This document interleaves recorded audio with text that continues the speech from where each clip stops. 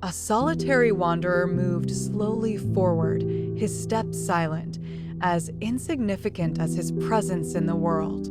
His blurred figure moved through the crowd, like a shadow forgotten by the world, unnoticed and unlooked for. He stepped into an inconspicuous small town where the roads and pedestrians were no different from those he had passed before. Yet, for some reason, a sudden surge of loneliness overwhelmed him. Tears welled up, nearly spilling. He knew that in this strange place, his tears would only make him appear more desolate, more insignificant, more helpless. Therefore, he found an open space, looked up at the blue sky, trying to stop his tears from flowing. At first, he was like the air, unnoticed. However, before long, someone approached, curiously looking at him, then followed his gaze to the cloudless sky. Then another and another. Gradually, more and more passers-by stopped, looking up. In the end, everyone passing by the street unconsciously looked up, as if there was a miracle in the sky.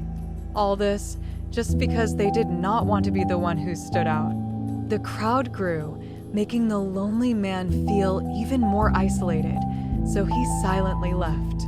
Crossing the neighborhood, he came to an ancient well. Rest assured, he had no intention of jumping into the well. Despite the heavy loneliness, it had not devoured him. He just stood quietly by the well, allowing the tears he could not hold back to silently fall into the well, so no one would notice the sorrow in his heart.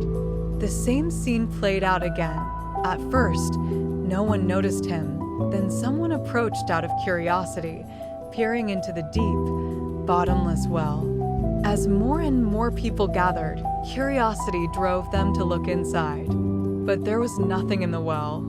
The crowd became so dense that accidents happened. Several people, unfortunately, fell into the well. The accident caught the attention of the town authorities.